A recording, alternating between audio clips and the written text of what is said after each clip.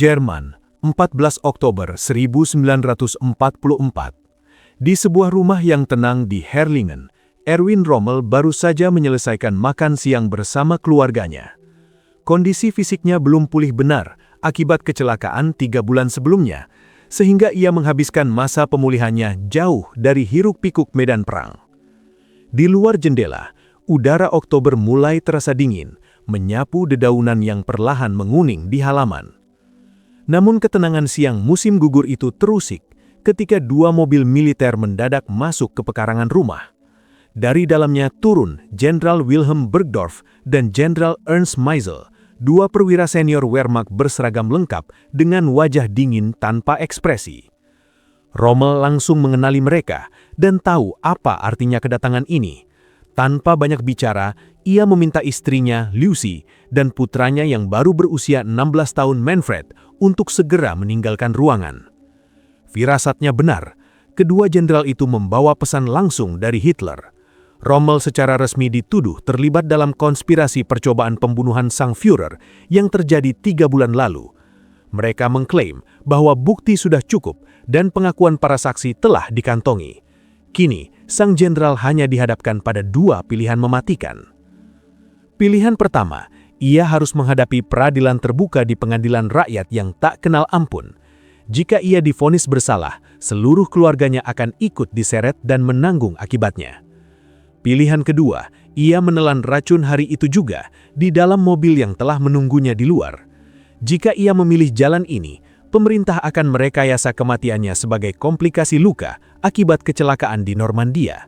Sebagai gantinya, ia akan mendapat pemakaman kenegaraan dengan penghormatan militer penuh, dan yang paling penting, keluarganya tak akan disentuh sedikitpun.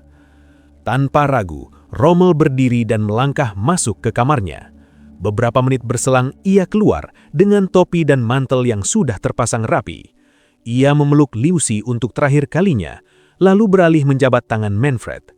Menatap putranya lekat-lekat, Rommel berkata dengan nada yang luar biasa tenang bahwa dalam 15 menit ke depan, Manfred akan menerima kabar kalau ayahnya telah meninggal dalam perjalanan ke rumah sakit.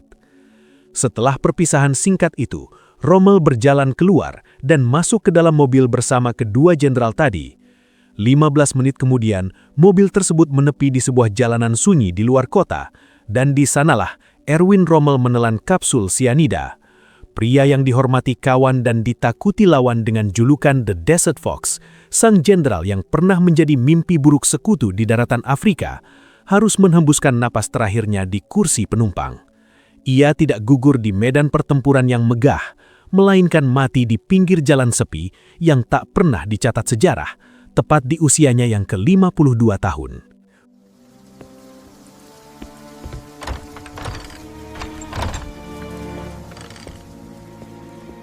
Untuk benar-benar memahami seberapa tragis akhir hayat Rommel, kita harus memutar waktu jauh ke belakang. Tepatnya ke kota kecil Heidenheim di Württemberg, Jerman Selatan, tempat di mana kisah ini bermula.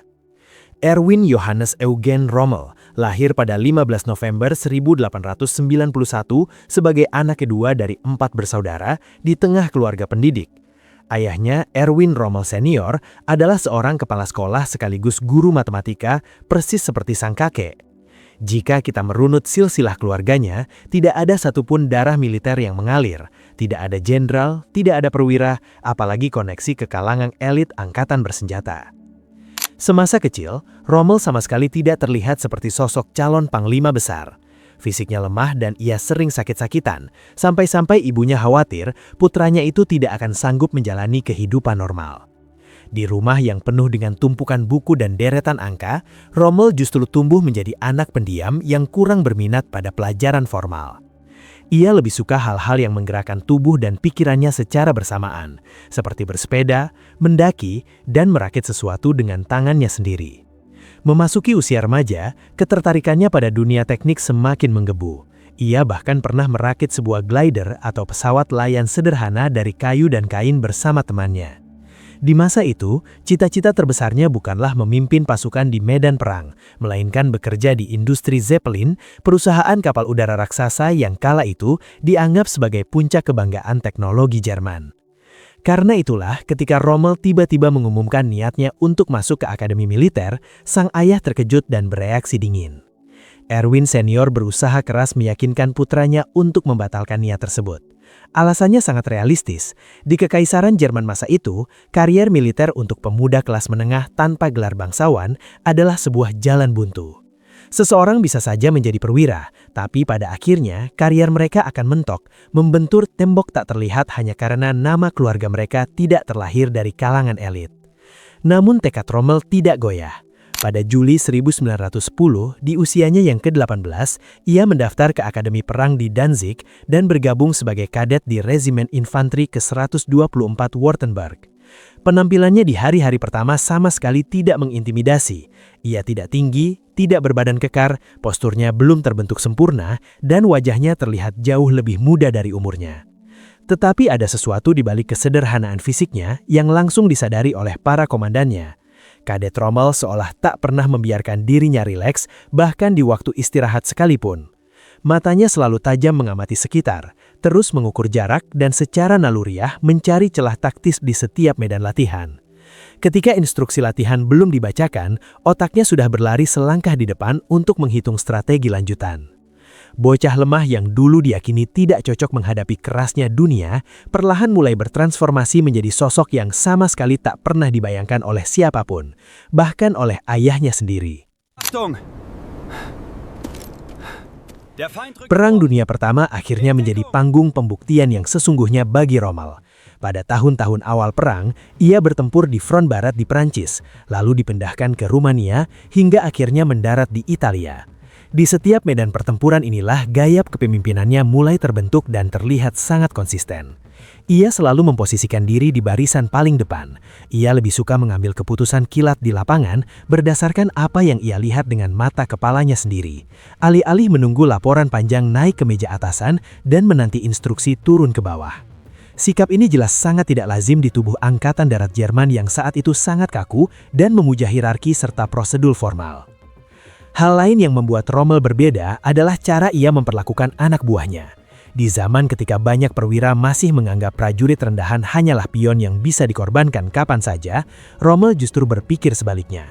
Ia percaya bahwa seorang prajurit jauh lebih hebat jika mereka paham alasan di balik sebuah perintah, bukan sekedar membeo arahan buta. Karena itu, ia selalu meluangkan waktu untuk menjelaskan rencananya kepada pasukannya. Ia berdiri tegak di tempat yang sama berbahaya dengan posisi anak buahnya. Dan yang paling penting, saat operasi mereka berhasil, ia tidak pernah merampas semua pujian itu untuk dirinya sendiri.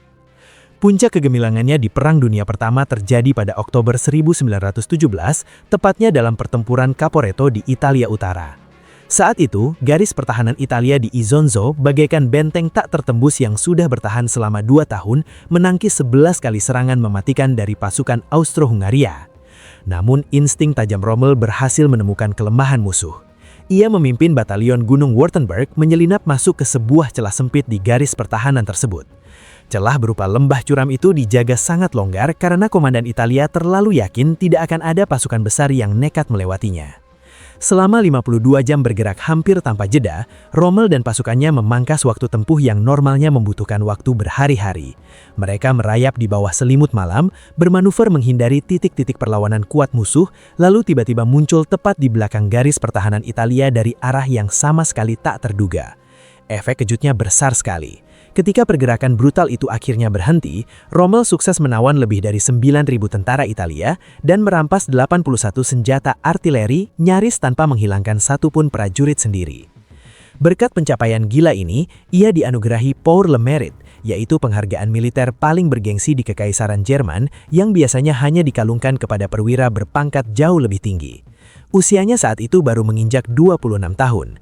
Namun ada hal jauh lebih berharga dari sekedar kepingan medali tersebut, yaitu pelajaran taktis yang ia bawa pulang. Rommel menyadari bahwa kemenangan tidak selalu diraih dengan pengerahan pasukan besar-besaran yang menggempur musuh dari depan. Ia belajar bahwa kecepatan bisa menaklukkan kekuatan, efek kejut bisa menghancurkan keunggulan jumlah, dan seorang komandan yang memimpin di garis depan akan selalu lebih mematikan daripada jenderal yang hanya duduk manis menatap peta. Keyakinan inilah yang kelak tertanam kuat dalam nadinya seumur hidup, menemani setiap langkahnya dari pegunungan Caporetto, ganasnya padang pasir Libya, hingga berdarahnya pantai Normandia. Usai perang berlalu, Rommel menghabiskan masa damai sebagai instruktur di berbagai akademi militer.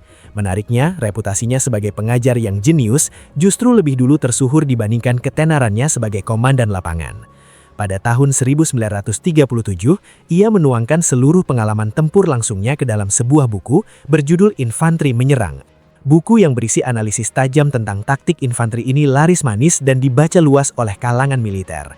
Tanpa ia duga, karya briliannya itu rupanya berhasil menarik perhatian dari seorang pembaca yang kelak akan mengubah jalan hidupnya secara drastis. Dan orang tersebut adalah Adolf Hitler. Achten Sie genau auf diesen Punkt. Wenn die Panzer hier angreifen, müssen wir sie dort abfangen. Memasuki bulan Mei 1940, Rommel memimpin divisi Panzer ke-7 dalam invasi Jerman ke Prancis. Ini adalah pengalaman perdananya memimpin pasukan baja dalam skala raksasa, mengingat sebelumnya ia sama sekali tidak punya latar belakang dalam memimpin formasi tank. Hebatnya, ia nyaris tidak membutuhkan waktu untuk beradaptasi. Di bawah komandonya, divisi ke-7 bergerak dengan kecepatan luar biasa yang bahkan membuat markas besar Wehrmacht di Berlin kewalahan. Titik koordinat mereka di peta selalu tertinggal 1 hari dari posisi aktual di lapangan, karena jaringan komunikasi radio pun tak sanggup mengimbangi laju pasukan Rommel yang begitu agresif. Rasa frustasi para staf markas yang kebingungan melacak pergerakan mereka akhirnya melahirkan sebuah julukan tidak resmi namun sangat akurat, yaitu Gespenster Division, atau divisi hantu. Menariknya, julukan legendaris ini tidak bermula dari rasa kagum, melainkan murni dari keputusasaan para staf markas.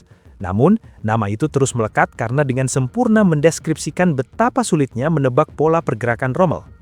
Gaya kepemimpinannya di Prancis pada dasarnya adalah manifestasi dari insting taktis yang ia asah sejak di Caporetto. Ia benci berdiam diri di markas komando belakang.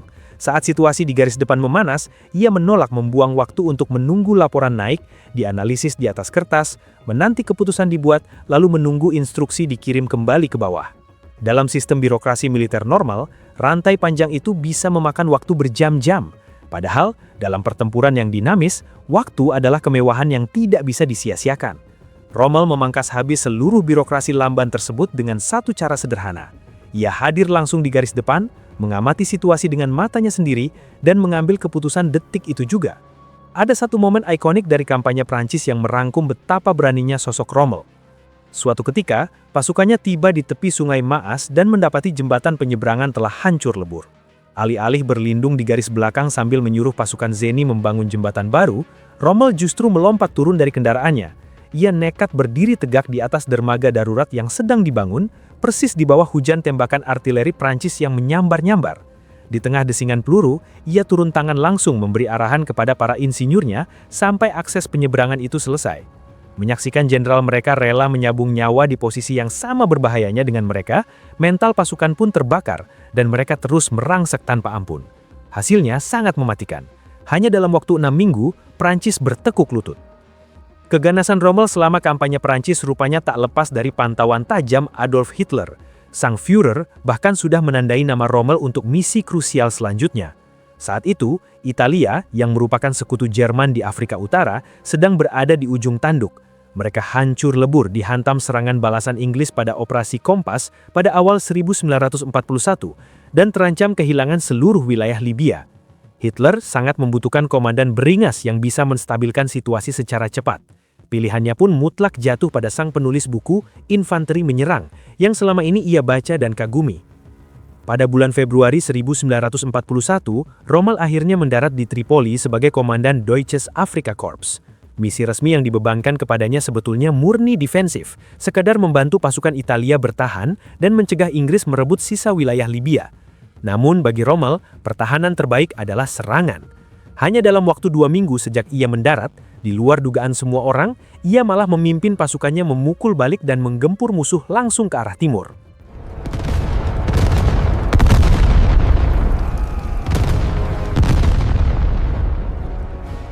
Memasuki tahun 1941, Afrika Utara menyajikan medan pertempuran yang belum pernah ada dalam sejarah militer modern dan mungkin tak akan pernah terulang lagi.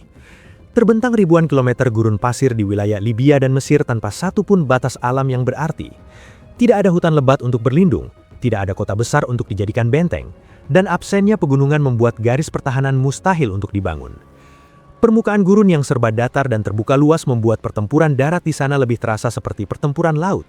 Formasi tank saling bermanuver mengarungi lautan pasir layaknya armada kapal di samudra lepas. Mereka terus bergerak mencari celah untuk mengapit lawan, menghindari bentrokan langsung yang beresiko, serta menyelinap untuk memotong jalur logistik musuh dari belakang. Menghadapi anomali peperangan ini, Rommel rupanya tak butuh banyak waktu untuk beradaptasi. Seluruh filosofi tempurnya yang sudah terasah sejak pertempuran Caporetto terasa sangat menyatu dengan karakter alam padang pasir. Strategi andalannya untuk bergerak secepat kilat dan menyerang dari titik buta musuh terbukti sangat mematikan. Hanya dalam 3 minggu pertamanya di Afrika, Rommel sukses memukul mundur pasukan Inggris hingga 800 km ke arah timur. Ia menghancurkan semua keunggulan yang telah susah payah dibangun musuh berbulan-bulan sebelumnya. Para komandan Inggris di lapangan dibuat frustrasi. Mereka sama sekali tak habis pikir bagaimana divisi Jerman bisa melesat secepat itu di tengah gurun dengan jalur logistik yang membentang amat jauh. Padahal peralatan tempur mereka pun secara teknis tidak lebih canggih dari milik Inggris. Rahasia di balik kelincahan pergerakan itu ternyata berasal dari satu kebiasaan nekat Rommel yang selalu sukses membuat para stafnya jantungan. Secara rutin ia terbang melintasi medan pertempuran sendirian menggunakan pesawat pengintai kecil jenis Viseler Storch. Dari ketinggian, hanya dalam satu penerbangan singkat, ia bisa memantau posisi tempur kedua belah pihak secara utuh.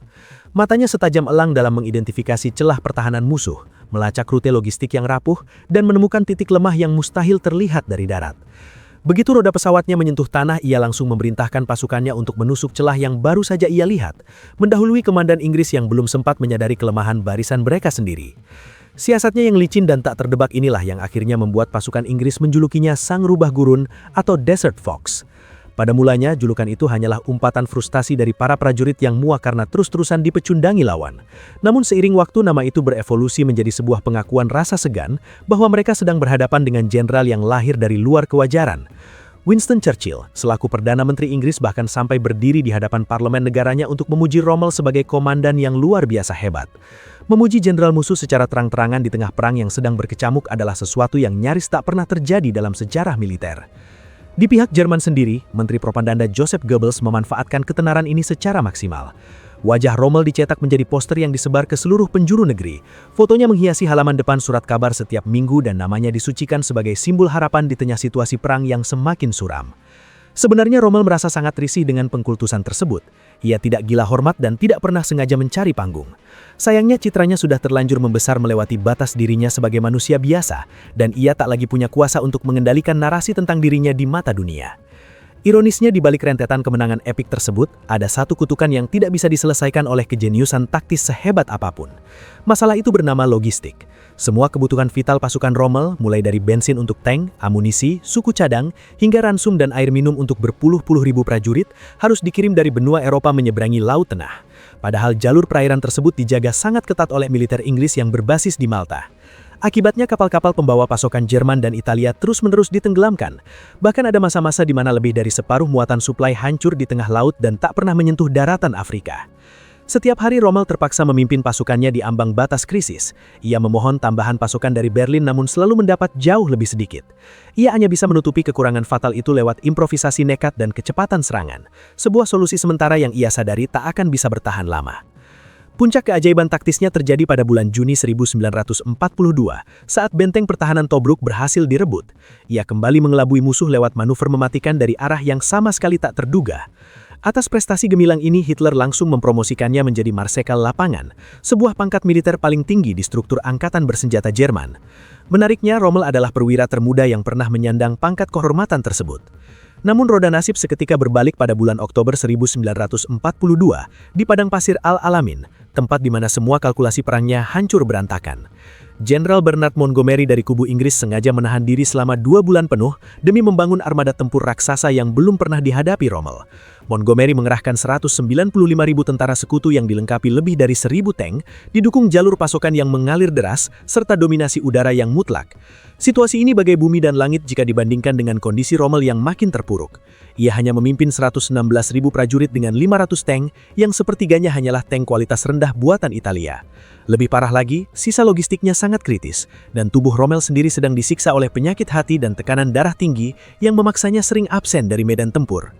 Setelah 2 minggu digempur habis-habisan hingga kehilangan nyaris seluruh tank dan 30.000 prajuritnya, Rommel terpaksa mengambil keputusan yang kelak menghancurkan hubungannya dengan Hitler selamanya. Batinnya hancur melihat pasukannya dibantai sia-sia di posisi pertahanan yang sudah sangat mustahil dipertahankan. Tak tahan mengorbankan nyawa anak buahnya lebih banyak lagi, ia membangkang dan kembali menyerukan aba-aba mundur, mengabaikan persetujuan Hitler yang baru turun 2 hari kemudian. Sayangnya, keterlambatan fatal selama 2 hari itu cukup memberi waktu bagi Inggris untuk memotong jalur evakuasi sebagian divisinya.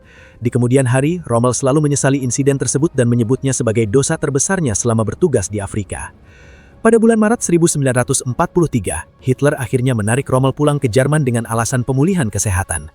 Hanya 2 bulan berselang, sisa-sisa pasukan poros yang bertahan di Afrika terpaksa mengibarkan bendera putih. Lebih dari 250.000 tentara Jerman dan Italia diangkut sebagai tawanan perang. Kampanye Afrika yang megah itu resmi berakhir secara tragis, dan Rommel tidak ada di sana untuk menemani pasukannya menyaksikan akhir yang pahit.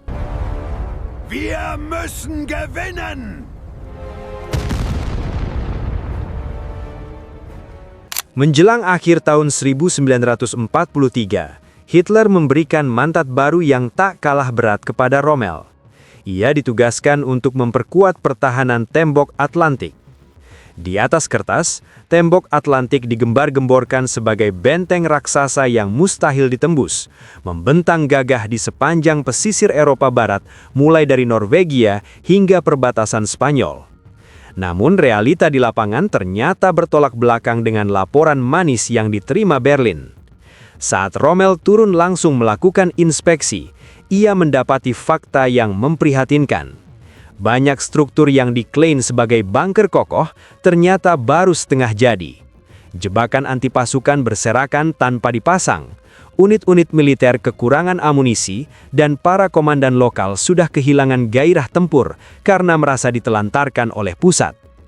Tanpa membuang waktu, Rommel memacu pasukannya dengan intensitas gila-gilaan yang sama persis seperti saat ia berada di Afrika. Ia memaksa seluruh unit di bawah kendalinya untuk bekerja jauh lebih cepat dari jadwal awal. Jutaan ranjau laut segera disebar di lepas pantai. Ribuan tiang beton yang kelak dijuluki oleh pasukan sekutu sebagai asparagus Rommel ditancapkan dengan rapat. Tiang-tiang ini sengaja dirancang untuk merobek pesawat layang dan kapal angkut musuh. Gulungan kawat berduri, jebakan logam anti-tank, serta bunker-bunker yang tadinya terbengkalai langsung dikebut penyelesaiannya.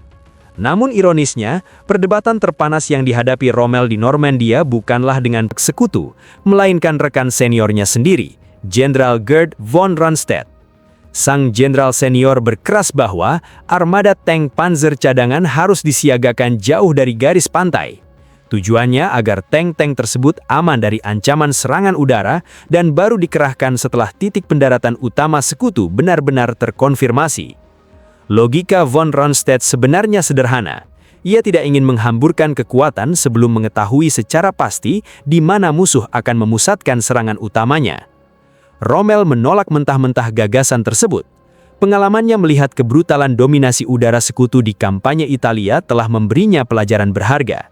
Ia sangat sadar bahwa pada pertengahan tahun 1944, Angkatan Udara Luftwaffe sudah lumpuh dan tak bisa lagi diandalkan untuk melindungi pergerakan pasukan darat berskala besar pada siang hari. Jika barisan tank Jerman baru bergerak menuju pantai saat serangan terjadi, mereka pasti akan dibantai habis-habisan dari udara sebelum sempat mencapai tujuan.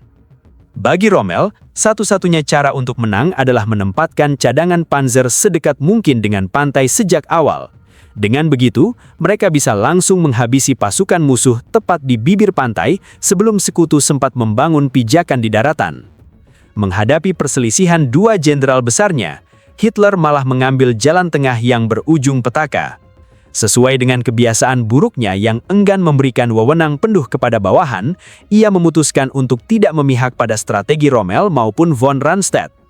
Tank-tank cadangan itu akhirnya ditempatkan di titik tengah yang sama sekali tidak optimal bagi kedua belah pihak. Lebih parah lagi, Hitler memegang kendali mutlak atas armada tersebut. Hal ini berarti para komandan di lapangan harus mengemis izin langsung dari sang Führer sebelum berani menggerakkan satu tank pun. Pada 6 Juni 1944, hari paling menentukan itu pun tiba. Pasukan sekutu mendarat besar-besaran di Normandia. Sialnya, Rommel justru tidak ada di sana. Berpatokan pada laporan intelijen yang memprediksi cuaca buruk di Selat Inggris, ia merasa situasi cukup aman untuk pulang sejenak ke Herlingen demi merayakan ulang tahun istrinya. Ketika kabar pendaratan darurat itu akhirnya sampai ke telinganya, ia bergegas memacu kendaraan kembali ke markas. Namun semuanya sudah terlambat. Pertempuran berdarah di pantai telah berlangsung berjam-jam. Tragedi sebenarnya terjadi di markas komando pusat. Ketika para komandan di lapangan panik dan berusaha meminta izin untuk melepaskan cadangan panzer ke garis pantai, mereka mendapati kenyataan konyol. Hitler sedang tidur nyenyak di Berghof, dan tidak ada satupun perwira yang punya nyali untuk membangunkan sang pemimpin, bahkan sekalipun hari penentuan invasi sedang terjadi di depan mata. Izin krusial itu baru turun beberapa jam kemudian, sebuah keterlambatan yang harus dibayar sangat mahal dengan kehancuran yang tak bisa lagi diperbaiki. Rommel sebenarnya sudah memprediksi mimpi buruk ini jauh-jauh hari. Dalam sebuah surat yang ia tulis untuk istrinya beberapa minggu sebelum invasi, ia menegaskan sebuah peringatan. Jika sekutu berhasil mendarat dan gagal dihancurkan pada hari pertama, maka perang di front barat sudah pasti tamat. Intuisinya terbukti sangat akurat, dan sang jenderal legendaris itu hanya bisa terdiam tanpa daya melihat takdir kehancuran yang sudah ia ramalkan benar-benar terjadi.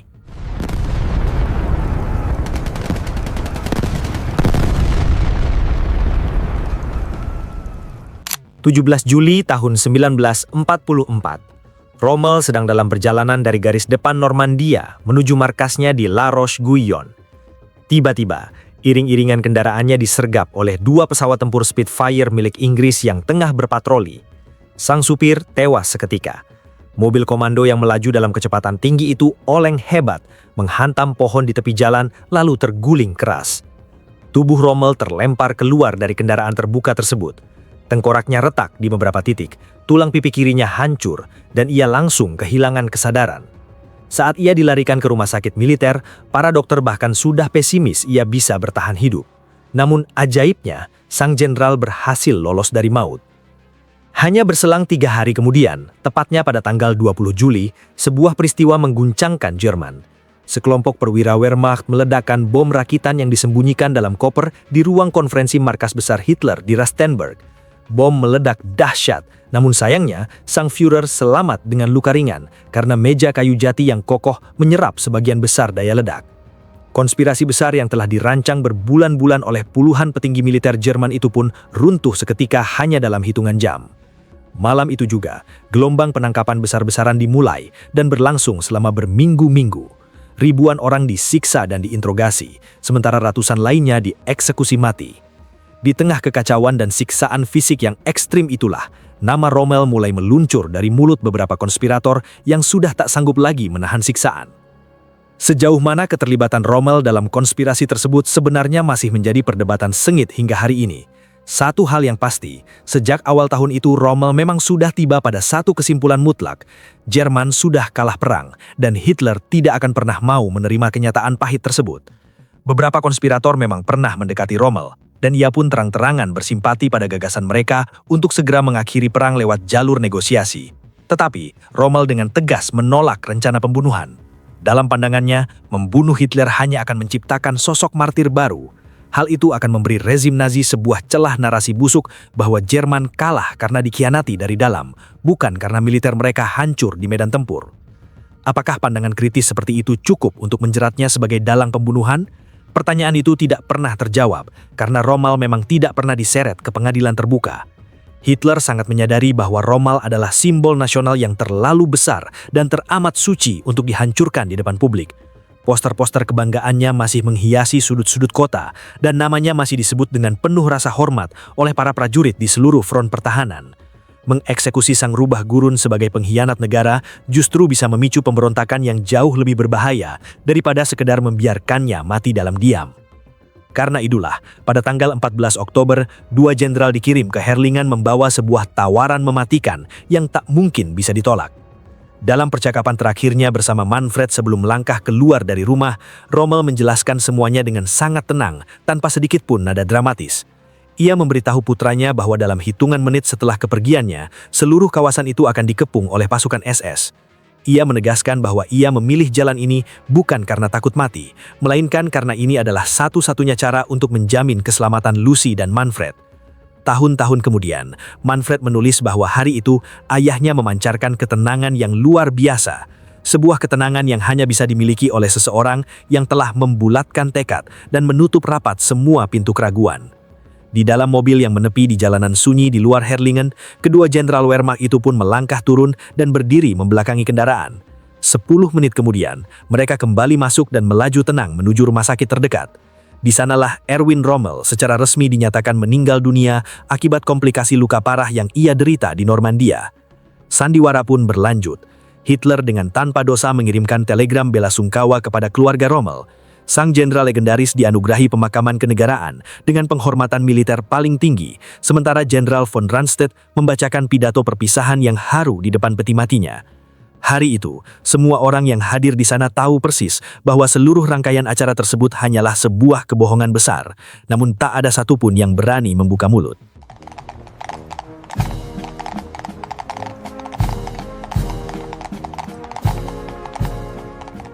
Ada sesuatu yang sangat spesifik tentang cara Rommel mati. Sesuatu yang membuatnya terasa jauh berbeda dari ribuan kematian lain di tahun 1944. Dan ini bukan semata-mata soal siapa yang mencabut nyawanya. Rommel tidak gugur di tangan musuhnya. Ia tidak dibunuh oleh tentara Inggris yang memberinya julukan Sang Rubah Gurun dengan nada setengah kagum dan setengah frustasi. Ia juga tidak mati oleh peluru tentara Amerika yang baru pertama kali berhadapan dengannya di Tunisia. Singkatnya, ia tidak dihabisi oleh siapapun yang pernah berdiri di seberang garis pertempurannya. Sang jenderal justru dibunuh oleh sistem yang telah ia bela mati-matian selama 30 tahun. Sistem yang mencetak wajahnya di berbagai poster propaganda yang mengeksploitasi namanya untuk membakar semangat rakyat di saat-saat paling kelam dan yang menggunakan reputasi besarnya sebagai alat politik. Namun, ketika reputasi itu dianggap tak lagi berguna, sistem yang sama membuangnya begitu saja dengan cara yang paling tidak merepotkan. Winston Churchill selaku Perdana Menteri Inggris secara terbuka memujinya sebagai jenderal yang luar biasa. Para tentara Italia yang bertempur di bawah komandonya bahkan memanggilnya Santo Rommel, murni karena ia selalu memperlakukan mereka dengan rasa hormat yang jarang sekali diberikan oleh perwira Jerman lainnya. Bahkan tentara Inggris yang berkali-kali ia pecundangi pun tetap menaruh hormat yang tinggi kepadanya. Semua pujian dan rasa segan ini datang dari orang-orang yang secara logika sama sekali tidak punya alasan untuk bersikap baik padanya. Ironisnya, pemerintah Jerman yang ia abdi selama 3 dekade justru membunuhnya diam-diam di pinggir jalan dan mencekoki publik dengan sebuah kebohongan besar. Mati dalam kebohongan, lalu diumumkan ke dunia sebagai sesuatu yang jauh dari kenyataan, jelas merupakan akhir yang paling tidak pantas bagi siapapun. Bagi seseorang yang menghabiskan seluruh hidupnya bertempur di garis paling depan dan selalu pasang badan di titik paling berbahaya, mati dalam skenario palsu semacam itu terasa jauh lebih menyakitkan daripada sekedar kematian itu sendiri. Sang putra, Manfred Rommel, berumur panjang hingga usia 81 tahun. Ia kelak menjadi wali kota Stuttgart dan menjabat selama 22 tahun. Sepanjang hidupnya, Manfred berjuang keras memisahkan sosok manusia bernama Erwin Rommel dari mitos besar yang telah terlanjur melekat pada namanya. Ia harus bertarung melawan 2 narasi sejarah sekaligus. Di satu sisi, ia melawan sisa-sisa propaganda Nazi yang menjadikan ayahnya sebagai simbol tanpa izin. Di sisi lain, ia juga menolak romantisasi pasca perang yang sekedar melabeli ayahnya sebagai jenderal baik yang terjebak di kubu yang salah, tanpa mau mengakui betapa rumitnya posisi Rommel yang sesungguhnya. Sampai detik ini, perdebatan sejarah tentang Rommel tidak pernah benar-benar tuntas. Para sejarawan masih terus berdebat tentang seberapa dalam sebenarnya keterlibatan sang jenderal dalam konspirasi Juli tahun 1944. Mereka terus mempertanyakan sejauh mana ia mengetahui kekejaman rezim yang ia bela, serta apakah ia pantas disebut pahlawan atau sekedar prajurit beruntung yang kebetulan bertarung di medan perang yang sangat cocok dengan gaya tempurnya. Barangkali memang tidak akan pernah ada jawaban tunggal untuk semua pertanyaan tersebut. Yang tersisa hanyalah satu kenyataan sederhana yang tidak bisa lagi diperdebatkan. Seorang anak guru matematika dari Heidenheim yang masa kecilnya sakit-sakitan dan bermimpi bekerja di industri kapal udara Zeppelin, seorang pemuda yang terpaksa memilih jalur militer karena tak ada lagi jalan masa depan lain yang terbuka untuknya, sosok yang merangkak naik dari seorang kadet biasa tanpa gelar kebangsawanan hingga menjelma menjadi marsekal lapangan tersohor di seluruh Eropa. Sang legenda itu pada akhirnya harus mati sendirian di tepi jalan yang sepi. Ia mati dalam sebuah kebohongan yang terpaksa ia setujui sendiri, semata-mata karena memang tidak ada lagi pilihan lain yang tersisa. Itu bukanlah akhir yang pantas untuk seorang jenderal. Itu hanyalah akhir yang tragis untuk seorang manusia. Gimana menurut kalian? Kalau ada rekomendasi konten lain, tulis di kolom komentar ya. Jangan lupa like, share, dan subscribe Kopral Gondrong untuk konten menarik lainnya.